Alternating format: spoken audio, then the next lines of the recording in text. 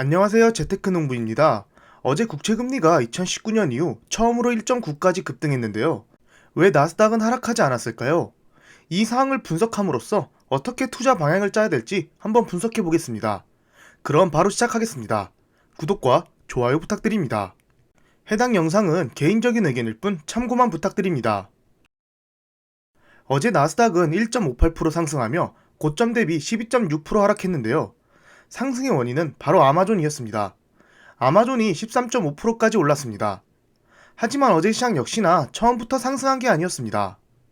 보시다시피 1월 고용 지표들이 예상보다 좋게 나오면서 국채금리가 급등했습니다. 1월 비농업 부분 고용지수는 46만 7천 명 증가해서 월스트리트 저널이 예상한 15만 명을 크게 넘었고 실업률도 4%로 예상치인 3.9%를 상회했습니다. 이처럼 고용이 다시 활발히 늘어나면서 경제가 탄탄해지고 있음이 확인됐고 이로 인해 금리 인상 우려가 다시 커지면서 국채금리는 무려 1.9%나 올랐습니다.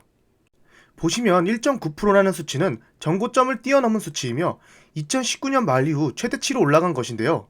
심지어 어제 하루 만에 0.1%나 올랐습니다. 보통 이렇게 10년물 국채금리가 급등하거나 최대치를 찍을 때 지금까지의 시장은 어떻게 반응했을까요?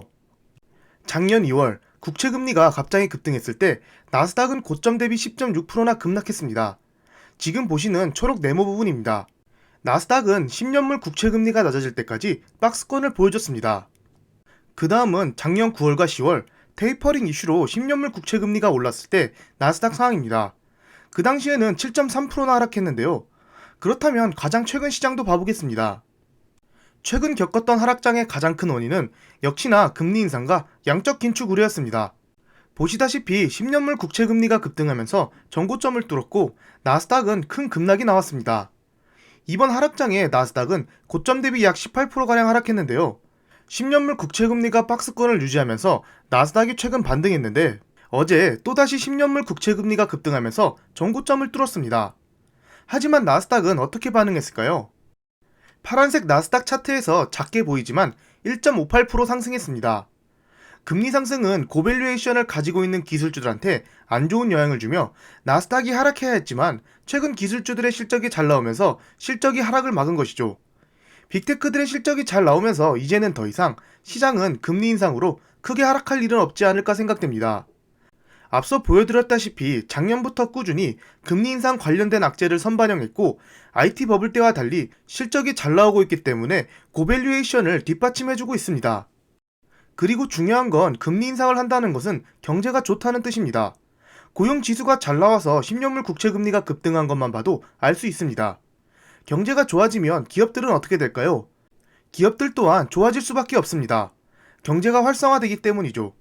우리는 금리 인상과 양적 긴축이라는 단어에만 너무 신경 쓰고 있기에 금리 인상을 하는 이유를 정확히 파악하고 있지 못했습니다. 그렇기에 금리 인상한다고 하면 다들 공포에 떨었던 것이죠.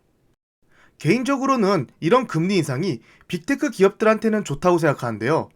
보통 금리 인상을 하면 물가가 안정되고 소비재 등의 가격은 오르지 않지만 빅테크 기업들은 인플레이션이나 금리 인상을 핑계로 계속해서 구독료나 서비스 가격을 인상하면서 더 많은 돈을 벌고 있기 때문이죠. 그렇다고 금리를 인하하거나 인플레가 잡히면 가격을 내릴까요? 올리면 올렸지 내리지는 않을 겁니다. 그리고 경제가 좋아지면 또 갑자기 가격을 인상할 수도 있습니다.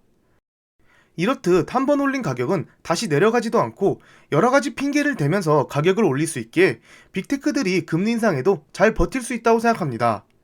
마이크로소프트나 아마존, 애플 같은 경우 경쟁자가 없는 독보적인 기업이기에 가격 결정력에 있어서 이렇게 마음대로 가격을 올릴 수가 있습니다. 아래 넷플릭스는 경쟁자들이 많아서 가격 결정력이 있는 기업이라고는 할 수 없습니다. 어쨌든 가격 결정력이 있기에 빅테크를 투자하는 또 하나의 이유가 되는 것이죠. 워런 버핏 또한 금리 인상에는 가격 결정력이 있는 기업에 투자하라고 했습니다. 어제 시장을 전체적으로 봐보면 아마존은 13.5%나 상승하며 역사상 최대폭의 상승을 기록했습니다.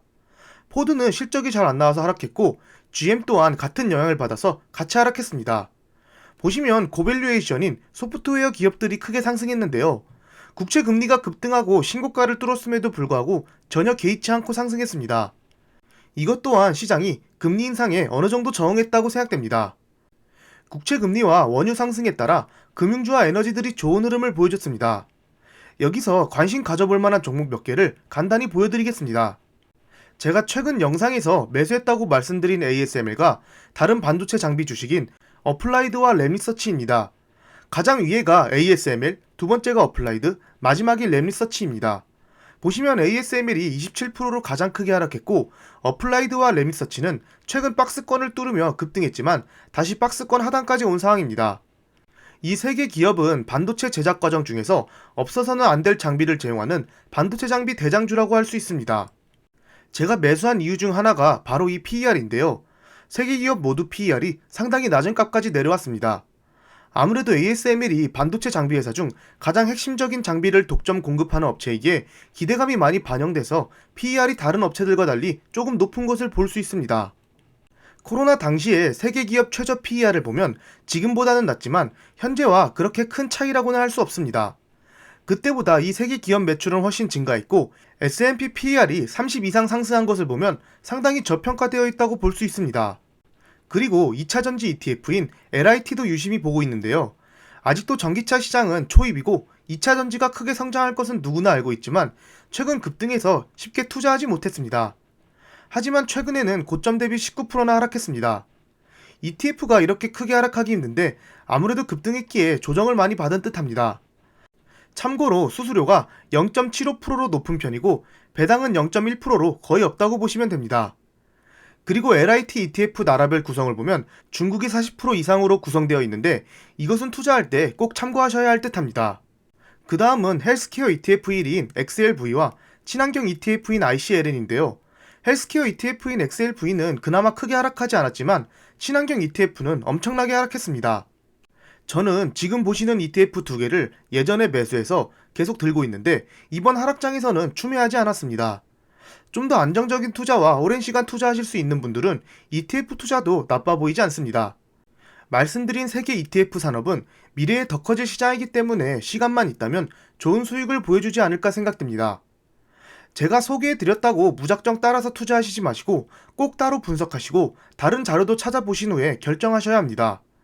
무작정 따라 사시다가는 큰 손해를 보실 수 있습니다. 나스닥 지수는 지금까지 약 7,400%가량 상승했는데요. 파란 원처럼 코로나 절정일 때 이 차트를 봤으면 어떤 느낌이었을까요? 떨어지는 칼날이다라고 느낄 수 있을 만큼 큰 공포심을 느낄 수 있습니다. 하지만 결국 지나가면 이것도 작은 골짜기에 불과했습니다. 지금도 떨어지는 칼날처럼 보이지만 언젠가는 이때 왜 못 샀지? 하며 후회하는 날이 올 것이라 생각합니다. 나스닥은 앞으로도 계속 박스권을 유지하며 위아래로 크게 요동칠 것입니다. 기다리면 좋은 때가 오듯이 급등할 때 추격 매수보다는 하락장일 때 객관적인 시선으로 좋은 종목을 관찰하셨으면 좋겠습니다. 시장은 기다리면 항상 기회를 주지만 그 기회를 잡는 것은 어렵기에 이럴 때일수록 더욱더 시장과 종목 분석을 통해 기회를 잡는 연습을 해야 할 듯합니다. 날씨가 많이 추운데 다들 따뜻하게 입고 다니시고 항상 몸 조심하세요. 감사합니다. 절대 투자 추천 영상이 아닌 개인적인 의견이니 참고만 부탁드립니다. 지금까지 제 영상을 봐주셔서 감사합니다. 구독과 좋아요 부탁드립니다.